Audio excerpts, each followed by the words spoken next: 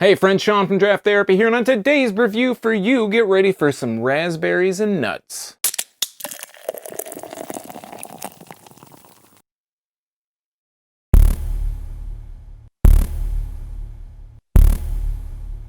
Hazel's Nuts Raspberry is a 12% bourbon barrel-aged Imperial Stout from Oddside Ales in Grand Haven, Michigan. I don't have a bell or anything, but now that we're in December, I think we can officially ring in stout season. Bet you were wondering where I was going with that one. Hazel's Nuts is a staple of Oddside's fall and winter lineup, and while I prefer hipster's brunch, I've been called a hipster a few times in my life, I'm always interested when I see a brewery introducing new flavored variants of their Imperial Stouts. Now, viewer Randy Pfeifer also mentioned this beer in one of my live streams, so when I was out at the store, I saw it, and it grabbed my attention. They also released a Toasted Marshmallow Coconut version to go along with the original Hazel's Nuts, so you may be able to find all three out there on your local shelves. But let's go to why you're here, and that's the beer. But first, before I get to that, the label, and before all that, I also wanted to take this time to thank my executive producer, Ryan Barry, for helping bring this review to you. If you'd like to become a producer, an executive producer, maybe help me buy a beer, or just help out the channel, take a look at my Patreon at patreon.com/draft_therapy. You can get early access to these videos and a few other special perks, as well as the warm feeling of knowing that you've helped out a friend. I'll leave a link in the description below. So taking a look at the can here, we have Hazel. I want to say that she was like a bearded lady last time, but I might be off on that. It says, so let's start across the top. It says Oddside has the 3 hop cones. It says Hazel's Nuts Raspberry. Imperial Stout aged in bourbon barrels with coffee, raspberries, and natural hazelnut flavoring. And then if you turn it on the back, it says, has Oddside again with the 3 hop cones, says Hazel's Nuts Raspberry again. And then this Imperial Stout aged in bourbon barrels provides a plethora of mouth-watering notes such as vanilla, oak, whiskey, chocolate, coffee, toasted hazelnuts, and now raspberries. It's smooth, rich, complex, and extremely pleasant on the tongue, 12% alcohol by volume. It says brewed and canned by Oddside Ales in Grand Haven, Michigan. You can check them out at oddsideales.com, has all their social media stuff. And then on the bottom here, it says, well, on the rim, it says manufactured on August 25th, 2020. I bought this as a single. It was $8. So I'm going to grab a Tiku glass. I'm going to use a Witch's Hat Tiku glass. It's a Trax Tiku glass. So I figured a stout for a stout. Let's go ahead and crack this and put a nose on the can. And here we go. Okay, definitely getting a raspberry aroma. Getting a hazelnut aroma in there too. It has a really nice smell to it. I mean, you give this to somebody that doesn't drink beer and they might say, it smells like beer to me. But, someone that drinks beer and you smell all these things and it's like, sometimes it's kind of funny because it's got a really nice smell. Raspberry, hazelnut, but you give it to somebody that smells beer or drinks beer. I mean, most people probably drink it more than they smell it, but you get that kind of, you can tell those different aromas, and I think that's pretty nice. Let's go ahead and pour this. I thought it might have a red tinge to it. Maybe that's just my naivete, but being a raspberry kind of thing, it does actually have a little bit of a tinge to it, but more of a brown. I wouldn't say that's really red at all. So we're getting about a finger, maybe a finger's worth ahead here. It's a little bit tan color. It's not white. It's not off-white. It's not coffee colored, but it's just it's a light brown, maybe a tan color, maybe a khaki. We consider that a khaki with a nice kind of amount of head there.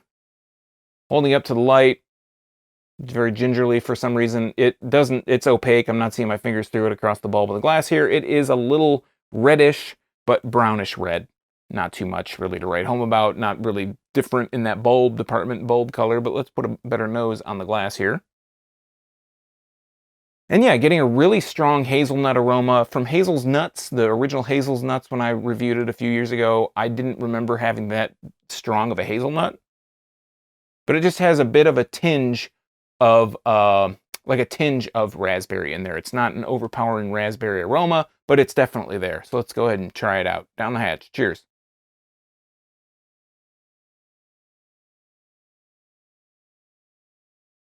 I had to kind of gulp that down. It's got a big raspberry flavor throughout the entire swallow. From the start to the finish, I'm getting a lot of raspberry. And it almost took me by surprise at how much I was getting out just off the jump, getting that raspberry flavor right at the beginning. But it's also kind of there in the aftertaste. And the mouthfeel, let's start with the mouthfeel though. So the mouthfeel, it's not really as thick as I was expecting it to be. It's a little bit on the lighter side of meat. It's on the lighter side of heavy. So it's not really a medium, it's not a heavy, but it's kind of right in between there, but leaning more towards the heavy side. But yeah, again, big raspberry taste, but let's try and break it down a little bit better. So let's go for another sip here.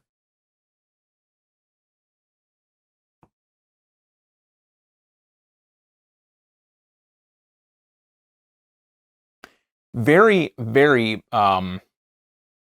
just a really strong raspberry presence all throughout. With the smell, the aroma I was getting that hazelnut, but a little bit of raspberry, but the actual flavor I'm getting is raspberry, big time raspberry from the beginning to the end, as I've already mentioned. On the aftertaste, I'm getting a bit of raspberry too, but once that big first original burst of raspberry kind of subsides, then I do get a nice hazelnut flavor out of it. But I'm feeling like all I'm really getting are those two notes. I'm getting the raspberry so just, you know, a big layer on top that I'm getting a lot of raspberry just on the upfront, on the finish. And then the hazelnut just kind of, it's when the raspberry kind of melts down a little bit, that's when I'm getting the hazelnut, but I don't know if I'm getting the other flavors that are characteristic of Hazel's nuts. Try it again.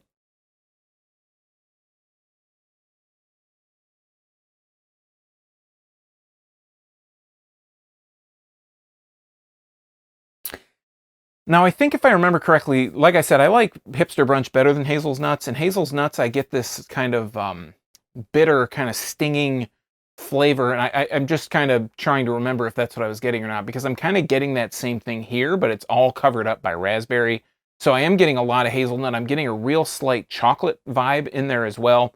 I think the hazelnuts, if I had to rank the flavors, you know, if there was like a chart, like a bar chart or something, it would be like raspberry, big raspberry, hazelnut, like a little bit of hazelnut, and chocolate, like a little tiny sliver of chocolate in there, but the raspberry is just that big, overwhelming flavor. It kind of overpowers everything. It's kind of a big flavor on top of everything, and then you get those secondary flavors, and the only really secondary flavors, I'm not getting any, it's bourbon barrel aged, I'm not really getting any kind of bourbon, kind of oaky barrel, like any kind of barrel character out of it. Maybe now that I say that, I kind of sit back and the raspberries have seeds in them and the seeds kind of give it that bitter quality. And I feel like on the aftertaste, I'm getting like a bitter quality that's kind of, maybe it's packed in with the oak barrel, like the bourbon barrel characteristic itself, but I'm not getting any bourbon kind of characteristic with that.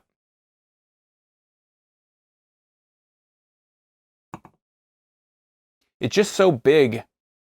So it just has such a large raspberry characteristic. So now kind of sitting here a little bit longer with it, I feel like as my palate's kind of changing a little bit with it, or it's adapting to it, I'm getting the raspberry. Raspberry's still a huge deal.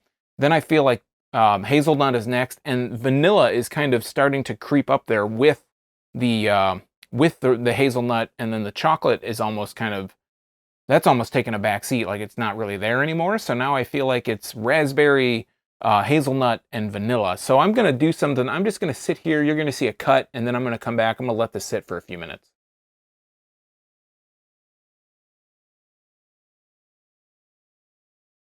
All right, so I've probably let this sit for about 5 minutes. I'm going to take another sip, see if this has changed again.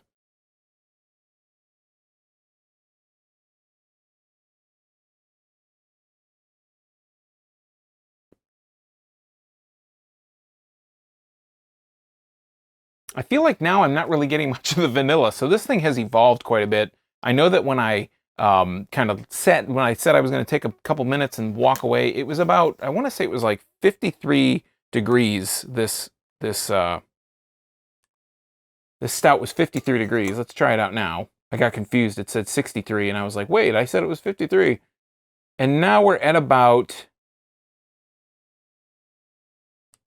we're about 54 and a half. It's 54.3 degrees now. So what I'm getting now is a lot. I've kind of almost lost that vanilla, and what I'm back to now is a lot of raspberry, a lot of hazelnut, and lost the chocolate and lost the vanilla. One more sip, see if we got that vanilla back, or maybe the chocolate came back.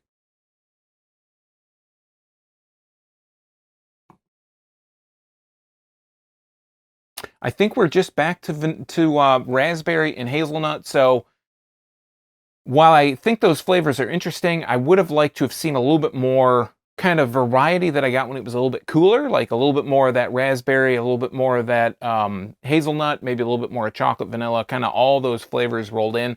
But on its own, it's not what I would consider.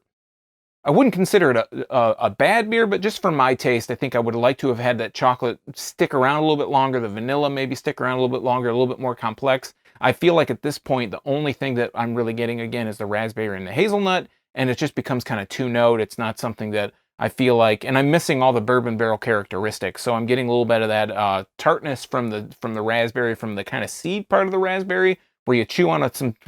Nobody really sits around and chews on raspberry seeds, but I'm weird and I have done that before, and it is a little bit more of a bitter taste, and that's what I feel like I'm getting on the tail, on the finish, but I'm just not getting a whole lot of variety, and it seems like it's just kind of like that. You're getting raspberry, you're getting hazelnut, and that's it. There's not much other variety out of that, and I just would have liked to have seen a little bit more diversity in the flavor profile itself. All right, friends, that has been Raspberry Hazelnuts from Odd Side Ale. Have you gotten a chance to try this yet, or it's been out on shelves for a little bit? Have you got a chance to try it, or maybe you've tried the Toasted Marshmallow Coconut? Maybe you have a preference of hazelnuts or hipster brunch. Let me know in the comments down below while you're down there. If you like beer, you might want to subscribe and click that bell, because I'm here talking about beer twice a week on Tuesdays and Thursdays. It's all for free for viewers just like you. And you might miss out on your newest favorite if you're not subscribed and getting those notifications. So until next time, I'm Sean from Draft Therapy. Thanks for stopping by. Remember, drink craft beer, support your local breweries wherever they are. And most importantly, don't forget to treat yourself to a little draft therapy. Thanks for watching. Cheers.